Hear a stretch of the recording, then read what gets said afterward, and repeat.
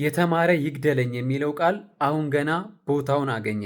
ኢቢኤስ ቴሌቪዥን በስንቱ እንዳልተሰደበና ተቃውሞ እንዳልደረሰበት፣ ይህ ሰው ግን በራሱ በአካል ቀርቦ ምን አለ? በሰዓቱ ምሳ በልቼ ነበረ፣ ነገር ግን የሆነ ነገር እየሰራችሁ እንደሆነ የሆነ መልካም ነገር እያደረጋችሁ እንደሆነ ስለተሰማኝ ምሳውን በደስታ ነበር የተቀበልኳችሁ ብሎ ደስ የሚል መልስ መልሷል። ምን አይነት ማስተዋል ነው? ምን አይነት ትህትና ነው? ምን አይነት ፖዘቲቪቲ ነው? እኔ ይህንን ሰው ከዚህ በፊት የማውቀው በጽሁፉ ነበረ። አሁን ግን ይበልጥ አከበርኩት። በነገራችን ላይ ከዚህ ሰው ሁለት ነገር መማር እንችላለን። የመጀመሪያው ለሁሉም ጊዜ አለው የሚለውን። ይህንን ሰው እርግጠኛ ነኝ አብዛኛዎቻችሁ አታውቁትም ነበረ። ኢቢኤስ ላይ ባለፈው ሳምንት ከመቅረቡ በፊት ስንት መጽሐፍ እንዳለው፣ ምን መጽሐፍ እንደጻፈ፣ ማን እንደሆነ ሁላ የማያውቁት በጣም በርካታ ሰዎች አሉ። ነገር ግን በዚች አጋጣሚ ብቻ ብዙዎች እንዲያውቁት ተገቢውን ክብር እንዲያገኝ ሆኖለታል።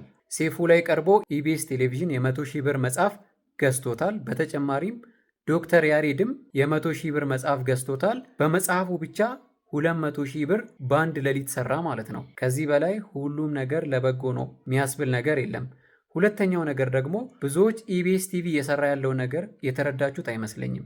እነሱ እየሰሩ ያሉት ነገር ከሚያገኙት ገቢ ላይ ለሰዎቹ ሼር እያደረጉ ይገኛሉ። በእርዳታ በሉ፣ ምሳ በማብላት አርቲስቶችን እየጋበዘ ጌም እያጫወተ እየሸለመ ብቻ በተለያየ ሁኔታ ኢቢኤስ ቲቪ በጣም በርካታ በጎ ስራዎችን እያደረገ ይገኛል። እነሱ የሚያበሉት ሰው የግድ ድሃ መሆን የለበትም፣ የግድ የተራበ መሆን የለበትም፣ የግድ ያጣ ሰው መሆን የለበትም። መንገድ ላይ ያገኙትን ሰው ምሳ እየጋበዙ ሌሎችም ከዚህ ነገር ተምረው በእነሱ አካባቢ የሚገኙትን ሰው ምሳ እንዲያበሉ ዘላቂ መፍትሄ ባይሆንም እንደዚህ አይነት አጋጣሚዎችን ተጠቅመው አንድ ቀን እንኳን የተሻለ ምግብ እንዲያገኙ ለራሳቸውም እያደረጉ ሌሎችም እንዲማሩበት እያደረጉ ይገኛሉ። በነገራችን ላይ መንገድ ላይ አግኝተውኝ ቢጋብዙኝ እዛው ካሜራ ፊት ለፊት እበላው ነበረ። ልክ የሆነ መጥፎ ስራ እየሰሩ እንዳለ አክት የሚያደርጉ ሰዎች አሉ። ምሳ ማብላት፣ የተቸገሩትን መርዳት፣ ማልበስ፣ ማጠጣት፣ ይሄ በጣም ሊበረታታ የሚገባ ነገር እንጂ ተቃውሞ የሚያስነሳ ጉዳይ አይደለም። አንዳንዶቹ ደግሞ ምን ብለው ያስባሉ? ካሜራ እየደቀኑ ድሃ እየረዱ ይሸቅሉበታል። እውነትህን ነው።